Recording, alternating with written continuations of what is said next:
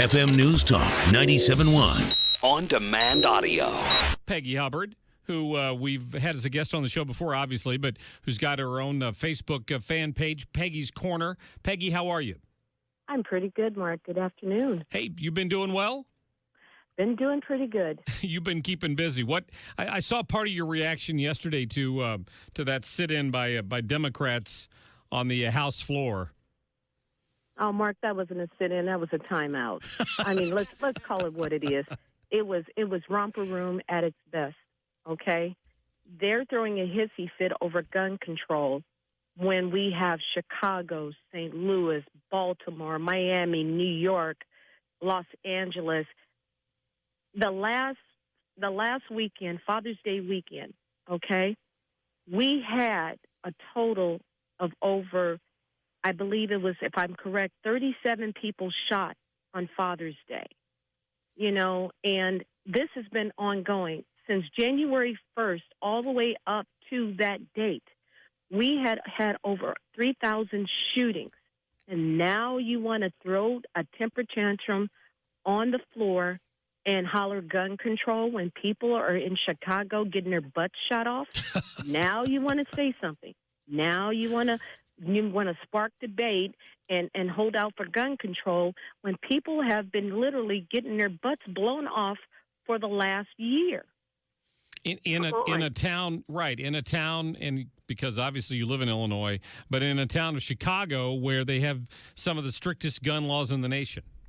Yeah, strictest gun laws in the nation, and here it is that we have, and they're not going to Cabela's to buy these guns. No. I know. I said this in my blog. They're not going to Cabela's. They're not going to Dick's Sporting Goods store. They're getting these guns through thefts, through underground sales, anything that the government think they can do. And our great president has also signed off on this gun control lobby when he was the Senate in Illinois. And it's not stopping. It's not the gun owners, the law-abiding citizens that are going out here shooting people. These are people that are hell-bent, don't care, have a disregard for anybody's safety. Heck, we had a little, here in St. Louis, we had a little boy shot in the head right after they called a truce. Right. On gun violence. So it's not the gun owners, the law-abiding citizens that are out there committing these crimes, these heinous crimes. It is the ones that are in and out of jail, inner city, criminal records, but they're able to get their hands on guns. So I don't think anything they can do to curb the Second Amendment, to garnish the Second Amendment rights of the American people is going to stop criminals from getting their hands on guns. It's not going to happen. They'll just use something else. Yeah, no, it's true, and it's a good point. I'm glad that you brought that up as well. Shifting to another issue I saw you talking about on Peggy's Corner was the trial yesterday that ended in Baltimore. And they came out. Disaster. Oh, well, I mean, it's the second one that a judge has handed down this decision. You know, not even didn't need to go to a jury. The bench trial said you didn't prove your point in any of these cases. It was overcharged from the beginning. Listen to the attorney for the Gray family after this happened. This is what he had to say about police officers. Some of these police officers deserve, and I'm not speaking about the ones in this case, that would be improper. But some police officers deserve to go to jail for police brutality and other kinds of police misconduct. I would agree with him when they're guilty of something, but in this case, this was just so obviously, in my opinion, a case of vengeance on the part of that prosecutor and not a case of facts. Well, Marc, like I said in my very first video that went viral, what I said was there is real police brutality out there. I will give America that. There is. There are some people that should not be allowed to wear the badge. I was in law enforcement over here in Illinois. I was in law enforcement. I turned in several police officers that I felt did not deserve to wear the badge because of their behavior, because of their conduct. And I'd be the first one to turn in a bad cop. But you cannot arbitrarily say that all police officers, because they wear the badge, because they patrol your streets, are out to kill people. when the majority of the homicides that are happening in the inner city are done by inner city black-on-black crime. It is not the police that are killing us. It is us. We as black Americans are killing ourselves. We don't get outraged over a black person killing another black person, but we want to tear down a city, tear down a community, burn down everything in its path when a white cop shoots a black person. But if you look at Freddie Gray's record, this is a man that was awaiting trial on drug charges. He had drugs. He's a drug dealer, and they want to get behind a man who was victimizing our community.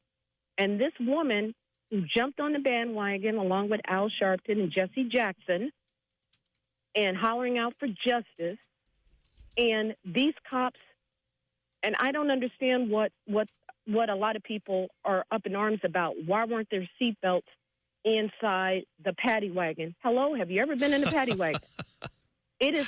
What do you want us to do? The next time you're arrested, call a limo service and say, hey, we're going to take you to jail, but we want your comfort to be insured? Come on. It's jail for a reason. It's not supposed to be fun. No. And these cops are being persecuted. They're being singled out. They're being called assassins and everything else, and it's not fair. Yes, there is a lot of bad cops out there that should be removed from the force, but there are a lot of good cops out there that are making a difference, and these cops were good cops, and they're not going to be able to work again in their field because of what Mosley did. Mosby, whatever her name Mosby, is, what she did, she circumvented the judicial system. She circumvented the evidence.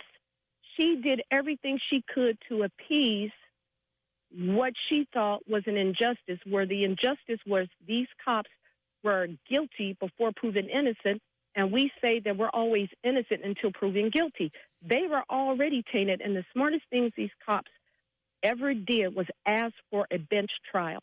Right. Because if they asked for a jury trial, it would have went the other way. That was the smartest thing they ever did, and I applaud the defense team for doing so, because had it went to a jury, they probably likely would have been convicted. But because you have judges that can read through the evidence, see the cover-up that she portrayed and what she did, all for her own political gains, I would not be surprised if these guys, they are suing her, but I would not be surprised if these guys turned around and sued her for malicious prosecution. Well, it's ruined their career. I mean, it has. I don't know how they recover from something like that. We're talking to Peggy Hubbard. Peggy, I don't want us to end the conversation without mentioning the fact that you are stepping into the public arena and have decided to run for office in is it in Belleville? The county? In Belleville. Okay. It's Belleville County. County seats there, St. Clair County. I'm trying to get enough signatures so I can have my name placed on the ballot in District 9. And what I'm finding out is it's a lot of bull that is going on with St. Clair County. If you live in Belleville proper, I found out because you do not own land if you live in an apartment or trailer park. Okay. If your child wanted to go and get a library card, they are not allowed to have a library card because they are not proper. They're not property taxpayers. And my slogan is, I'd rather see a child with a book in his hand than a gun. Thank you. And for us to not allow that child to have something as simple, basic rights of having a library card, then what does that say about the city of Belleville and the township and the county of St. Clair County seat? That's not fair. So and how that's many? Why I'm doing it. How are you doing on your signature collection, and what's your deadline here to get on the ballot? I have until the close of 5 p.m. on Monday, okay, the 27th, and I need 190 signatures. So believe me when I'm saying I am out here. I am talking to the public. I am talking to people.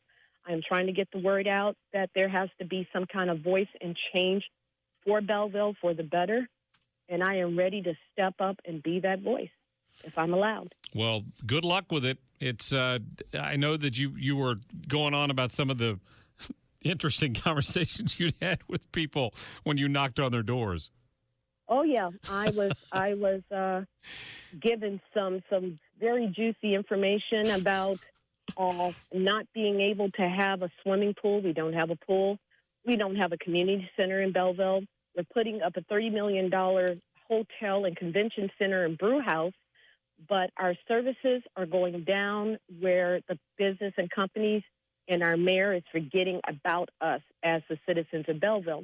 We have all these property taxes that we're paying, and let me give you a little funny fact. I live in Belleville, my home. Everybody knows I ride a Harley. My my shed is attached to my house. I have an attachable shed to my house. Right. And I was charged an additional $214, $214, because they said because my motorcycle was in my shed, it was a garage because it had a license plate and a motorized vehicle in it. They got a lot of bills to pay in Illinois right now, Peggy. They got to get money however they can. I wonder why we couldn't get that mapping agency. This is the reason why. It's because of stuff like this. Yep. Is why we cannot progress in Belleville, because it's like Springfield. We can't get anything done, and the people and the citizens of my city of Belleville are suffering because of it. Well, that is not fair, and it's time for somebody to speak up for them. We'll wish you luck, and keep us informed as things move along. If you get your name on that ballot, we'll definitely get you on the air again talking about it. It's been a pleasure. Thank you, Mark. All right, Peggy Hubbard there.